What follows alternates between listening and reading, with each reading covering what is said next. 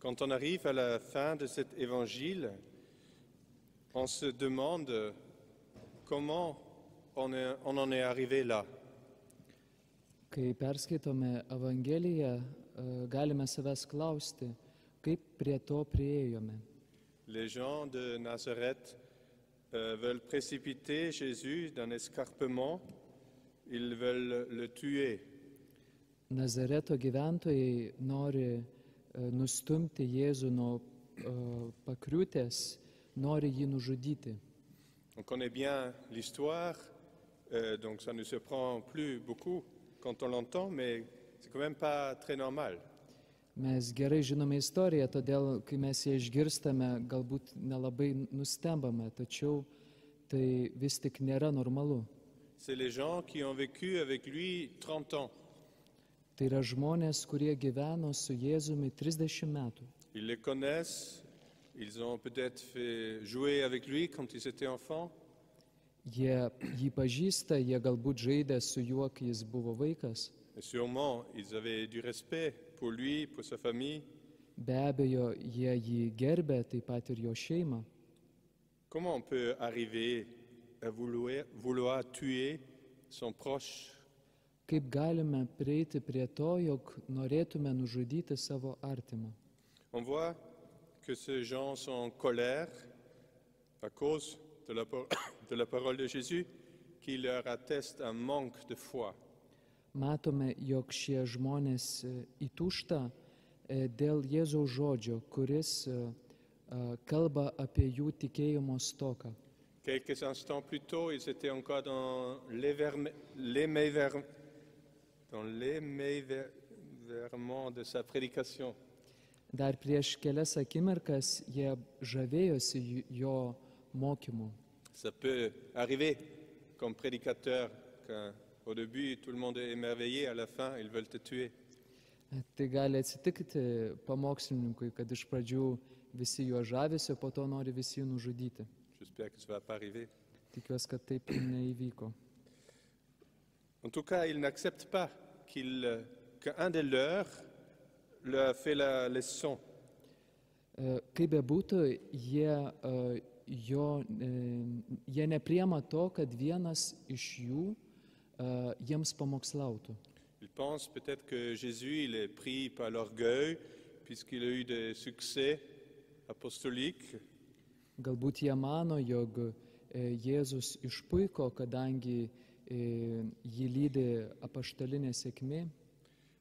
En tout cas, ce n'est pas la colère du moment qui est le problème. Kaip bebūtų, tai ne momentinis pyktis, kuris kelia problemą. La source du problème, c'est que ces gens-là, ces villageois, ils ont eu un jugement préformé sur Jésus. Problemos šaltinis tai, jog šie Nazareto gyventojai turi išankstinę nuomonę, nuostatą apie Jėzų. Ils ont déjà leur case où ils ont mis Jésus. Jie jau įdėjo Jėzų į tam tikrą dėžutę. Et du coup, ils ne sont plus ouverts, ils ne sont plus en recherche, ils ne sont plus en attente de découvrir quelque chose de nouveau sur Jésus. Todėl jie nebėra atviri, jie nebeieško ir jie nebelaukia atrasti kažko naujo apie Jėzų. Ces gens de Nazareth, ils savent qui est Jésus. Šie Nazareto gyventojai žino, kas yra Jėzus.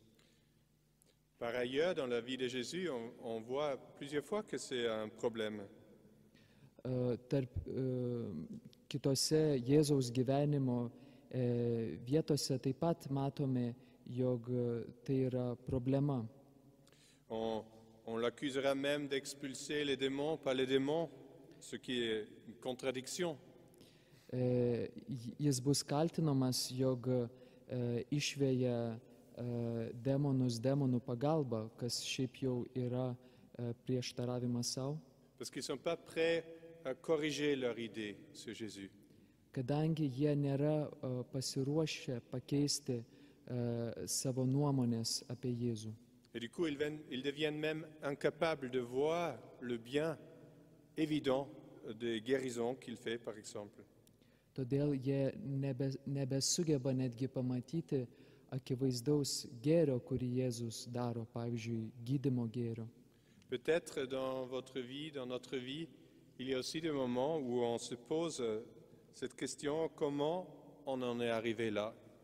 Galbūt mūsų gyvenime mes taip pat užduodame savo klausimą, kaip mes prie to priėjome. Comment on est arrivé à vouloir la mort de ses proches? Kaip mes priėjome prie to, jog norime savo artimo mirties. Bon, j'espère que vous n'êtes pas encore arrivé là, Aš tikiuosi, kad jūs dar prie to nepriėjote.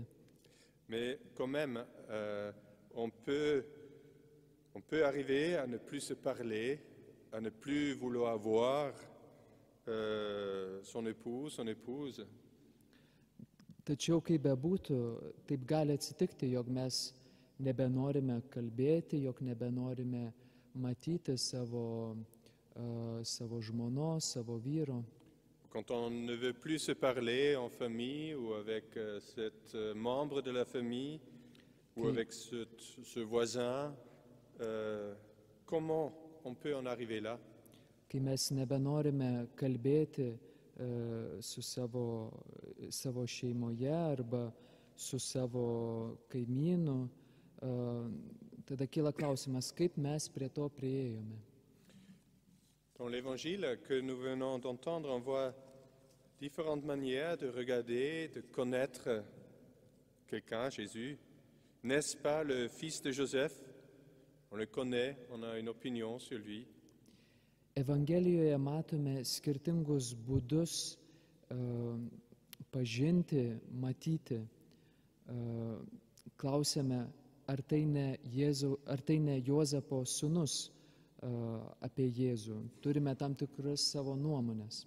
Et puis nous avons cette autre manière de regarder que nous lisons dans la première lecture. Avant même de te façonner dans le sein de ta mère, je te connaissais. Tačiau turime ir kitą būdą regėti ir pažinti, tą, kurį aptinkame pirmajame skaitinyje, kur yra sakoma, prieš paliekant tau motinos įsčias, aš tave pažinojau. C'est la manière dont Dieu nous connaît depuis l'éternité. Tai yra būdas, kuriuo Dievas mus pažįsta amžinybėje. Et l'amour qui l'a amené à nous créer. Meilė, per kurią jis mus kuria. Comment ça peut être difficile de passer d'un regard à l'autre, d'un regard trop humain vers le regard de Dieu. Kaip gali būti sunku pereiti nuo vieno žvilgsnio prie kito, nuo pernelyg žmogiško žvilgsnio prie dieviško žvilgsnio. C'est justement cette méconnaissance ou ce regard trop superficiel qui peut nous amener à faire des mauvais choix. Tai būtent tas klaidingas pažinimas arba paviršutiniškas pažinimas, kuris mus priveda prie neteisingo sprendimo. Ces gens de Nazareth, ils vont jusqu'à vouloir tuer Jésus et en plus, ils pensent avoir raison. Šie Nazareto gyventojai nori nužudyti Jėzų ir negana to, jie mano, kad tai teisinga. Apprendre le regard de Dieu, c'est finalement ça la foi.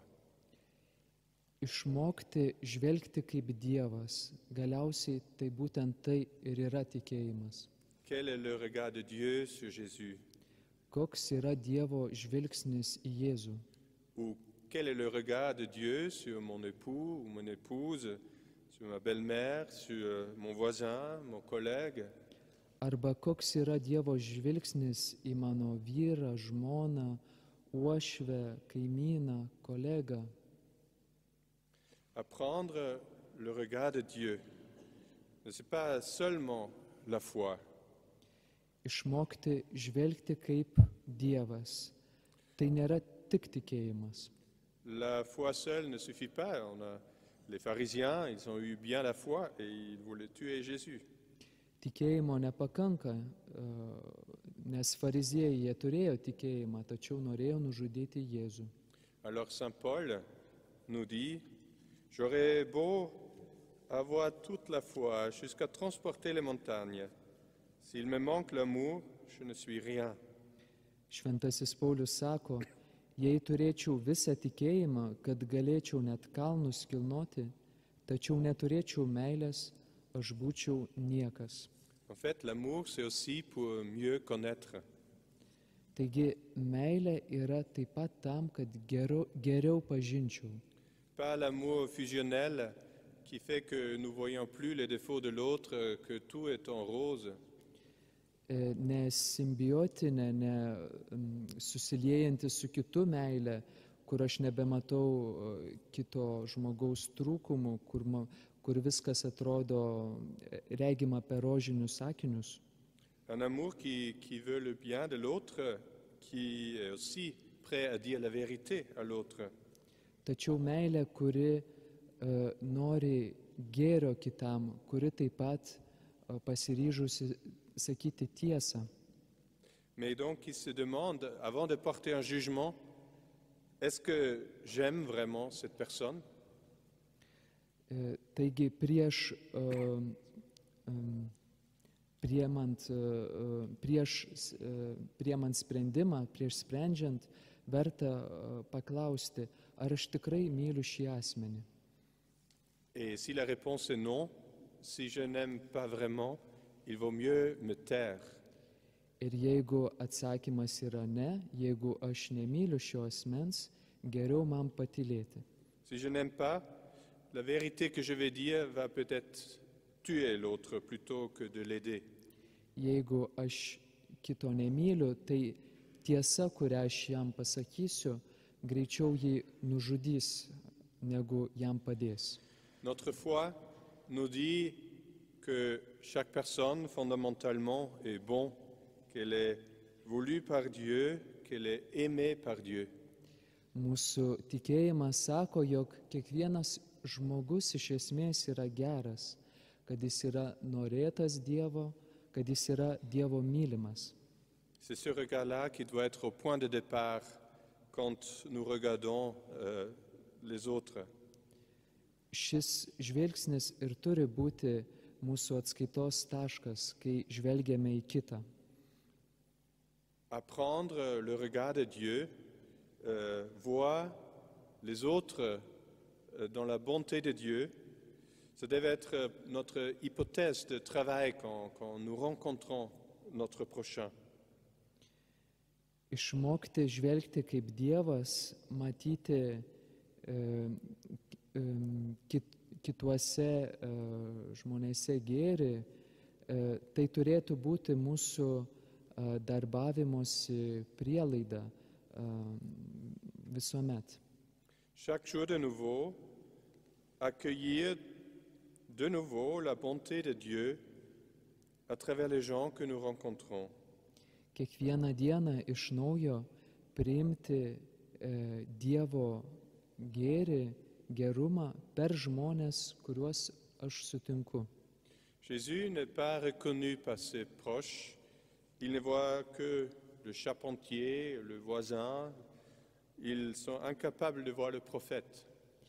Jėzus nėra priimamas savo artimųjų, jie jame mato tik tais dailidę, tik jų kaimyną, jie negali jame įžvelgti pranašo. C'est ainsi qu'il est rejeté et plus tard il est persécuté. Comme Saint Jean dit, il est venu chez les siens et les siens ne l'ont pas reconnu. Būtent tokiu būdu jis yra atmetamas, galiausiai jis yra persekiojamas, kaip Šventojo Jono Evangelijoje sakoma, jis atėjo pas savus, o savi jo nepriėmė. Mais au point de départ de tout cela, c'est des cœurs endurcis, des cœurs étroits, des cœurs qui n'ont pas appris le regard de Dieu. Ir viso ko pradžia, tai užkietėjusios širdis, kurios nemoka žvelgti kaip Dievas. C'est ce regard que nous apprenons par la foi, en écoutant sa parole, en accueillant Jésus dans l'Eucharistie, en vivant dans la charité fraternelle entre nous. Šitą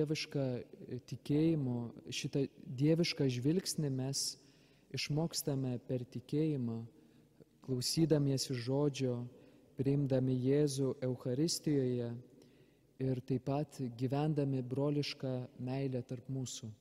C'est ce regard que nous découvrons quand nous faisons nôtre l'amour avec lequel Dieu a tant aimé le monde.